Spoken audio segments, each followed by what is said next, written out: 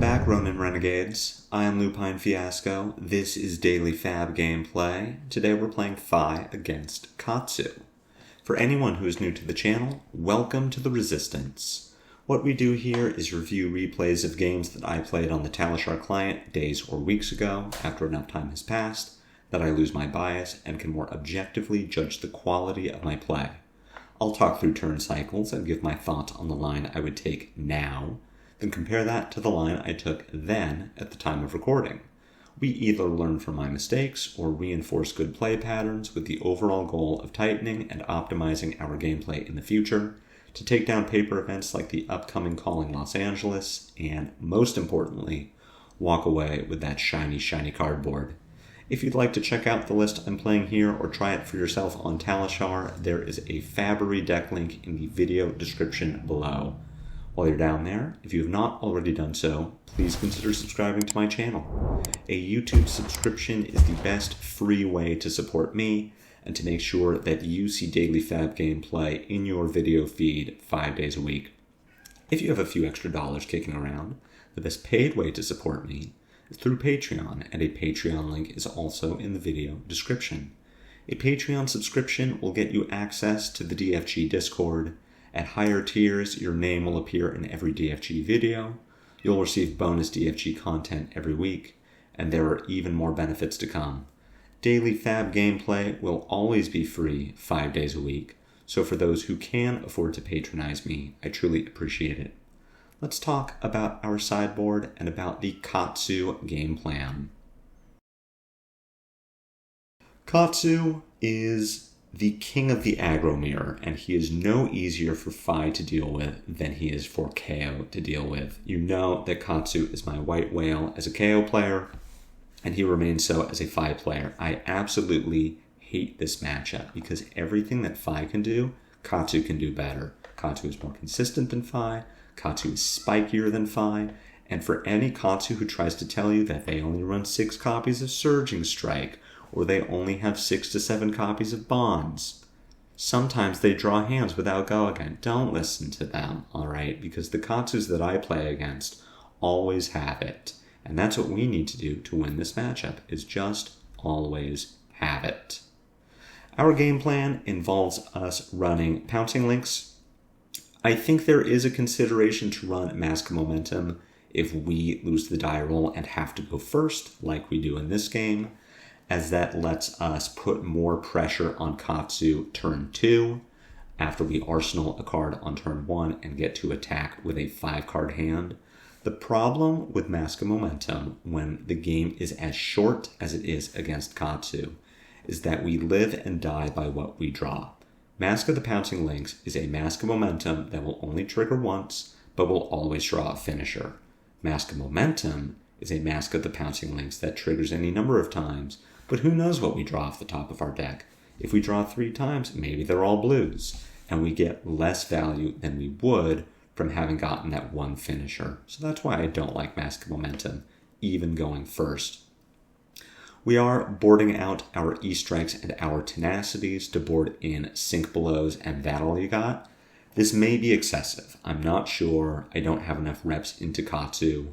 Playing more defense reactions means that our Art of Wars are not as good, because we are more likely to draw things that don't work well with Art of War. If you're concerned about that, and I think I may need to be, what I would actually do is leave That All You Got in the sideboard and bring in Command and Conquer instead. Disruption is always strong against Ninja.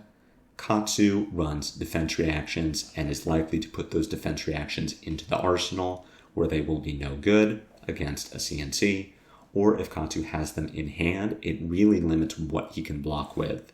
So I do think that 3 Sink Belows is great against Katsu, but we actually do want CNCs more than we want Tag. As far as blocking Katsu, it's very hard to do. Usually you will want to bait him into using his breaking scales early, because the longer you wait, the more value they get from you overblocking. But as you get later into the game, you need to play around Art of War, Breaking Scales, Ancestral Empowerment, and they all work very well with what Katsu is trying to set up. Again, I hate this matchup. I hate Bonds of Ancestry. So let's jump in and see if I can figure out how to catch my Moby Dick.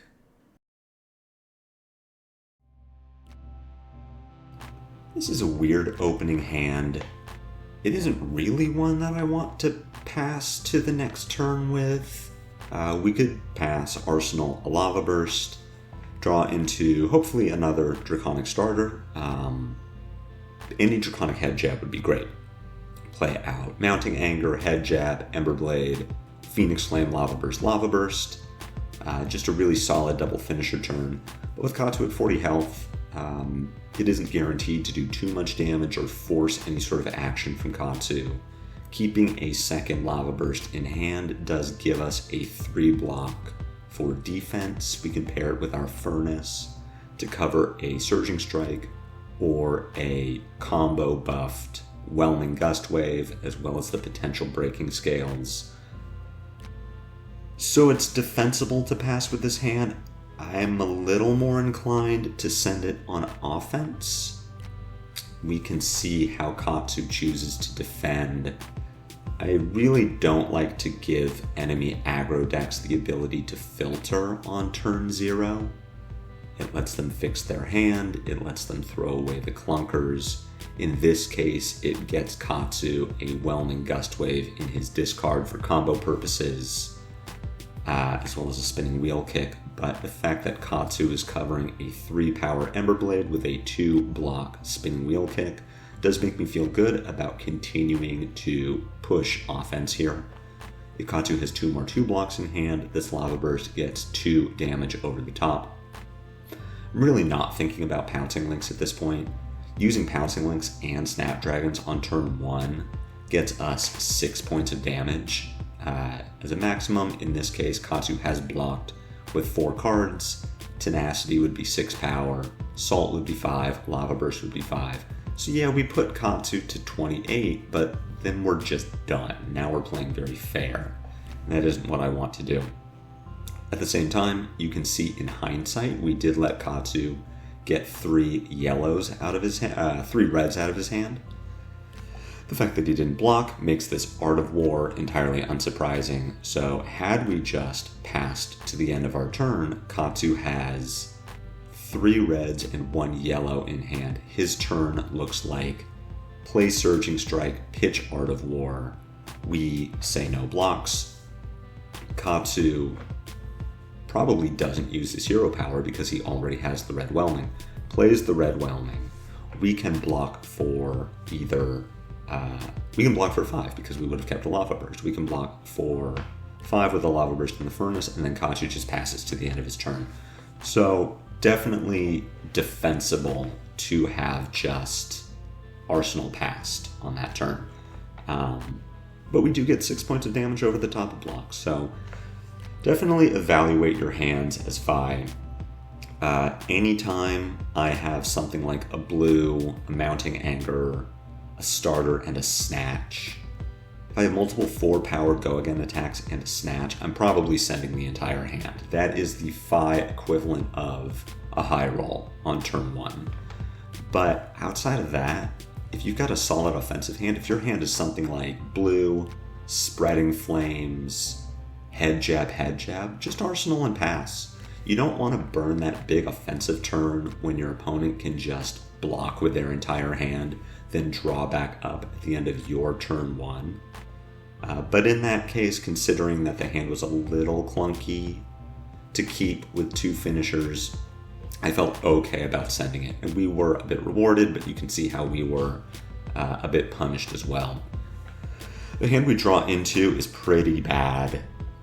If Katsu does give us the opportunity to keep this hand for offense, then we can play it. We could pitch our Art of War for Mounting Anger, pitch Snatch for Emberblade, then come in with another Snatch. But in this case, I am looking to be defensive with the hand. Whelming Gust Wave for 4 presents us with an interesting question. We can block for 4 with a Mounting Anger and a Snatch. On our turn, we attack with a Snatch and Arsenal and Art of War. That forces Katsu to use the Breaking Scales to get the Whelming Gust Wave over the top of defense. there is no hit effect to the Whelming Gust Wave. At least no native hit effect to Whelming Gust Wave. Katsu doesn't draw a card. He would draw from Mask of Momentum, and he would have the option to break Breeze Rider Boots. That's a little appealing. Breeze Rider Boots hasn't blocked yet, so if Katsu does break them, he loses that point of defensive value. But if the Whelming Gust Wave doesn't hit, Katsu's turn just ends. And I think that's more appealing to me now, having thought about this game. So if I was making this call now, and I think Katsu generally can give you these questions with Breeze Rider Boots. And I think the answer is if you have a pretty weak offensive hand like we do here, just block with it. If I'm making this call now, I'm putting 6 defense in front of Whelming Gust Wave, ending Katsu's turn, unless he has a Razor Reflex. But if Katsu has a Razor Reflex, it's pretty shaky for him. If he has another blue, if he draws a 0 cost off the top of the deck to discard to Katsu, if he does and he finds a Bonds, there isn't really much in discard that Katsu can Bonds. So here I'm just blocking 6, arsenaling an Art of War, and sending it back. That isn't what I'm going to choose to do. What I'm going to choose to do is block 4, which does present Katsu with this question of whether or not to use Breaking Scales. And here, Katsu is going to get value out of it, but blocking for Exacties early is a concept that I'm coming around on as I get more experience in the Katsu matchup. Overblocking Breaking Scales multiple times in a game just gives more value to Breaking Scales. On its face, Breaking Scales is 1 point of damage, plus a likely on-hit. But the more you block with it, if you overblock for Breaking Scales 3 times in a game, well, now Breaking Scales got 4 points of value.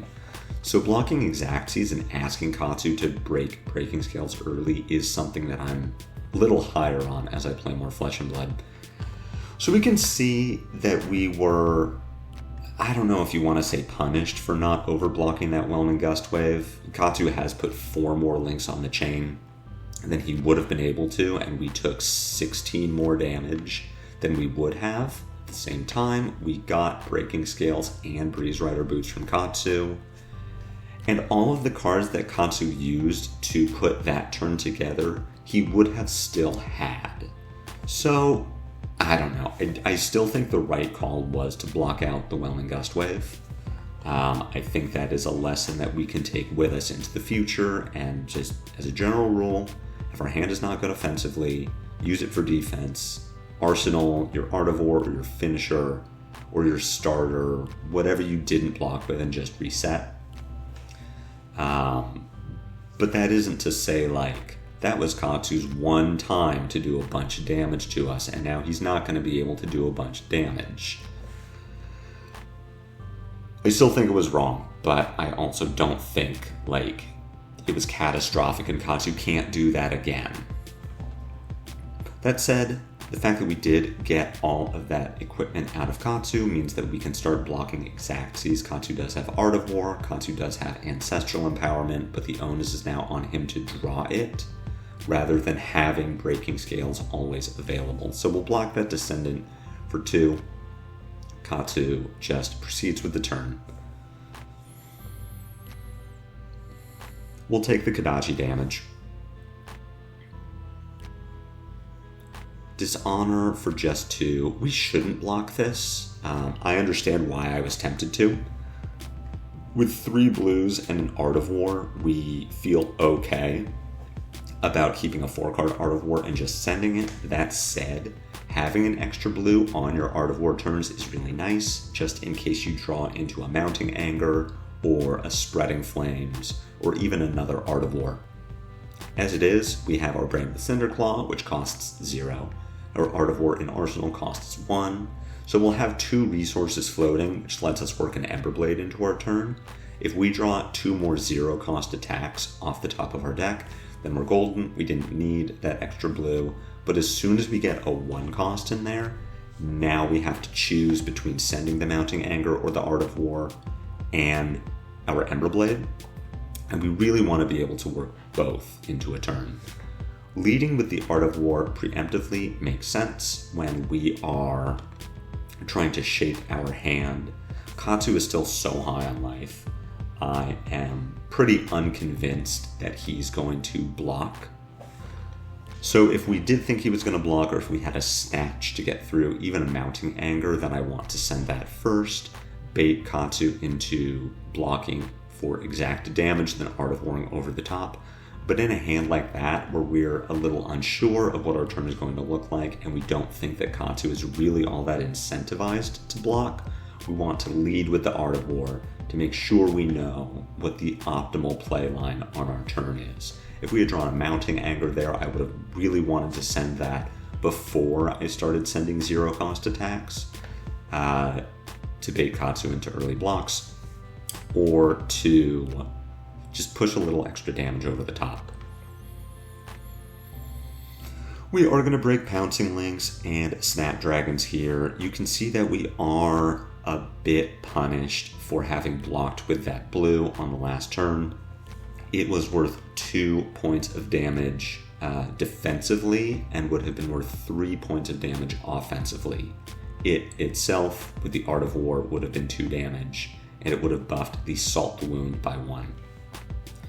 Interesting question with this Be Like Water. We now need to decide, do we think that Katsu can kill us with a 5-card hand from 20 damage? Do we think he needs this Be Like Water to hit? And what are we doing with our hand on offense? I would want to block with Flamecall Awakening. It's the only thing in our hand that costs resources. We have 3 zero costs outside of it. They all have natural go again, and they're all red. So without Flamecall Awakening, our hand does 10 points of damage. With Flamecall Awakening, our hand does a little more than that.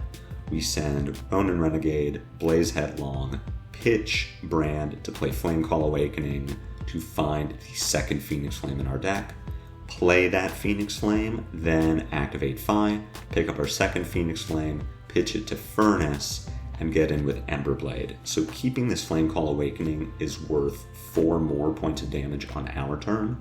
Katsu is at an effective 9 between his 6 life and his 3 points of armor. So if we block with the Flamecall Awakening and just send a 3-card 10, we get 2 pieces of armor and 1 card from Katsu. If we keep this entire hand, we get 2 pieces of armor from Katsu, 2 cards from his hand, and even maybe 3 if he just draws a bunch of 2s. The Be Like Water here is going to take a card from Katsu's hand to use the ability or the Spring Tunic. And Katsu at this point has played 6 Whelming Gust Waves, which is what I'm confirming here. I do think that blocking the Be Like Water is correct, and I think that over-blocking it is correct, considering that Katsu hasn't seen a Ancestral Empowerment yet. We would block with Flamecall Awakening and Shuko. Giving up Shuko here doesn't feel too bad, as between either line of play, either keeping our Flamecall Awakening and sending that 14 damage line, or just playing out our 3-card 10 with a Phoenix Flame to bump it up to 11. Neither of those lines gets a Shuko bonus. Katsu with the Art of War, we would have wanted to block 4, so even the 3-point block that I put on the table would have been incorrect. Katsu does have the ability to pay for the Be Like Water.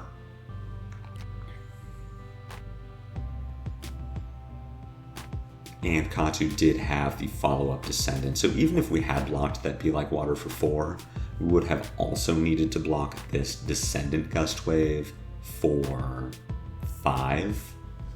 I think blocking the Be Like Water was correct. I think we still would have been punished. Katsu would have been able to follow up with the Descendant Gust Wave, still have the 0-cost Be Like Water in hand to discard to bonds, to find bonds. At this point, we're kind of just screwed. Katsu has the bonds follow-up to Descendant Gust Wave, has a Dishonor in discard. And the fact that Bonds has found Bonds tells me that Katsu has Descendant Gust Wave in Arsenal. We should block this Bonds at this point, having not blocked the Be Like Water. We put Flame Call Awakening, Shuko, and Furnace in front of the Bonds to prevent the Mask of Momentum. Katsu will follow up with Descendant from Arsenal for either 3 or 4, depending on the color of the Descendant. Bonds comes in for another 5. Dishonor comes in for 5. So we're already dead. We can definitely block to try and survive. Maybe we get to keep a Blaze Headlong, and at that point we're playing for Katsu to draw 4 blues that don't have Go again, but we're definitely dead here. And we are just going to pack it in at this point.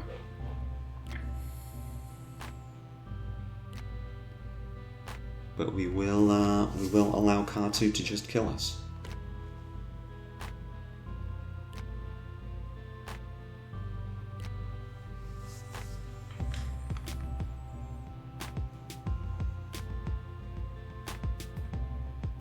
Bond's follow-up finds Dishonor. It doesn't matter what's in Katsu's hand. So, absolutely blown out.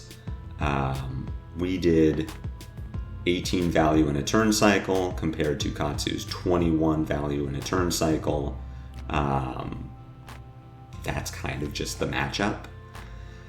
I don't know if we got high rolled. I want to say we did. 2 Art of Wars, 4 or 5 Bonds, a bunch of natural Gust Waves in the first 3 turns of the game does feel pretty high rolly to me. But this is still just a really difficult matchup. Bonds of Ancestry is an incredible card. Katsu punishes any deck that cannot block well. But we already know Katsu is the king of the aggro mirror. We went first, which is terrible for us. Even pushing 6 damage over the top doesn't really mean anything in an aggro mirror. I thought we drew fine. We definitely misblocked on the Whelming Gust Wave. We should have put 6 in front of it instead of 4. That would have shut down Katsu's turn and saved us 16 points of life.